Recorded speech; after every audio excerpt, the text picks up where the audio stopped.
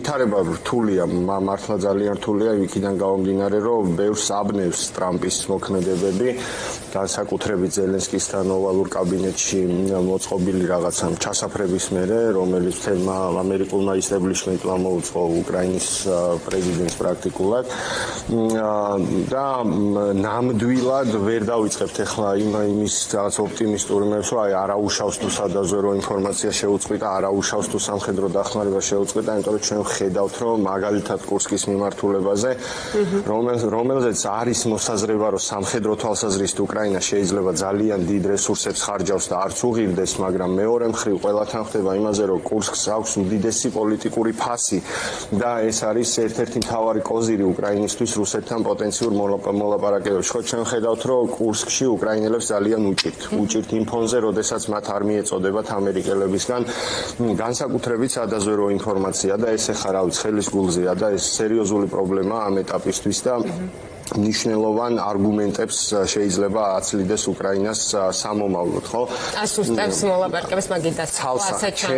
ჩემი თვალთახედვით ყოველ შემთხვევაში ასუსტ შეიძლება ვინმე არ მეთანხმებოდეს, მაგრამ მე ვთვლი, რომ ეს არის სერიოზული პრობლემა, რომელსაც მიზანმიმართულად უქმნის ამ შემთხვევაში შეერთებული შტატების მოქმედი ადმინისტრაცია უკრაინის ხელისუფლებას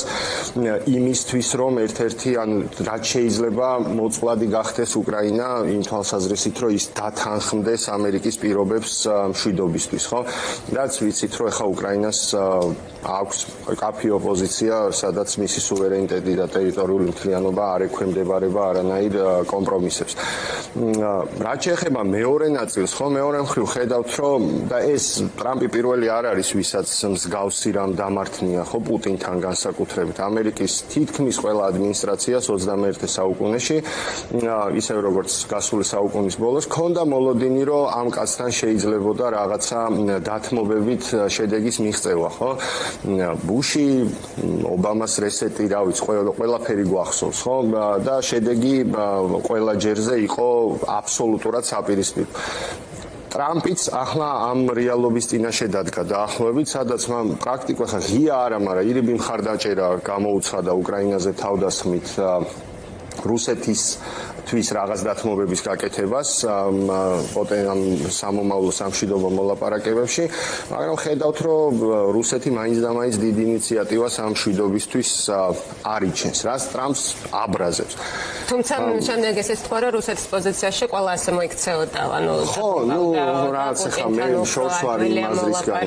ჩემთვის ცოტა კონსპირაციულად ჟღერს ის გავრცელებული აზრი, რომ ტრამპი და რუსეთის ადმინისტრაცია რაღაც უნისონში მოქმედებენ და რაღაც ეს უბრალოდ ტრამპს თავის მიზანი აქვს, სადაც თulis რომ ასე მოქცევაა სწორი და ამ გზაზე ის აწყდება გარკვეულ სირთულეებს და აწყდება ძალიან ერთნიშნულად, მაგრამ მუქარა და ნაბიჯები, რომლითაც ის ემუქრება რუსეთის ხელისუფლებას, ალბათ უფრო პოლიტიკური გზავნილებია ვიდრე რაიმე რეალური ზეწოლის ბერკეტი, იმიტომ რომ ხარ დაუწესე რუსეთის ტარიფები, რა გააქვს? 3 მილიარდის იმპორტი. ხო, რა გააქვს რუსეთს ამერიკის შეერთებულ შტატებში, განსხვავებით თუნდაც კანადისგან, რომლისთვისაც ეგ პრობლემაა, ან ჩინეთისგან, რომლისთვისაც ეგ შეიძლება პრობლემა იყოს, მაგრამ რუსეთი ახლა თუ არსებული სასანქციო რეჟიმის პირობებში არ ჩამოინგრა ბოლომდე, დამატებით რაღაც ამერიკული ტარიფები ექსპორტზე მას განსაკუთრებულ პრობლემებს ნამდვილად ვერ შეუქმნის. ამიტომ თუმცა მეორე მხრივ ხედავთ, რომ ფრონტზე უკრაინის შიგნით ვითარება რაღაც მონაკვეთებში მეტნაკლებად იხრება უკრაინის სასარგებლოთაც, რაც ცუდი ამბავი არ არის. მაგრამ ჩვენ ვდგავართ ისეთი რეალობის წინაშე, სადაც არავის არაფერი გარანტირებული არ აქვს. არ აქვს გარანტირებული არაფერი შეერთებული შტატების ადმინისტრაციას, რომელმაც თავის სამორჩეულს პირობა მისცა, რომ ამობს დაასრულებდა ხან 24 საათში, ხან მერე რაღაც ცოტა უფრო, მაგრამ ნებისმიერ შემთხვევაში მოკლე ვადაში არ აქვს არაფერი გარანტირებული უკრაინის ხელისუფლებას, იმიტომ რომ ამ მომენტისთვის მას გამოეცალა მთავარი სამხედრო მოკავშირე, სადაზვერვო მოკავშირე, პოლიტიკური მოკავშირე და კონფრონტაციულია ახლა რამდენადაც სამწუხარო არ უნდა იყოს ამის აღიარება ურთიერთობა კიევსა და ვაშინგტონს შორის ამ მოცემულობაში, ამ კონკრეტულ მომენტში და არ აქვს გარანტირებული არაფერი არც რუსეთსაც, იმიტომ რომ კაცშვილმა არ იცის საბოლოო ჯამში რა გზას აირჩევს ტრამპის ადმინისტრაცია, იმიტომ რომ ხო გასაგებია, რომ ტრამპის ადმინისტრაციაში ყველაფერს მარტო ტრამპი არ წყვეტს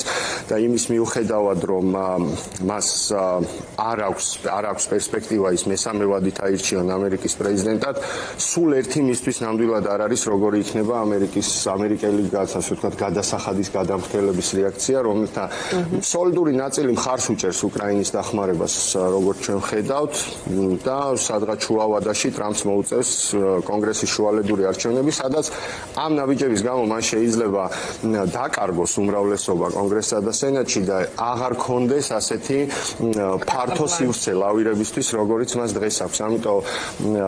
ხო, ამერიკის შეერთებული შტატები დემოკრატიაა, ვინც არ უნდა იყოს იქ პრეზიდენტი და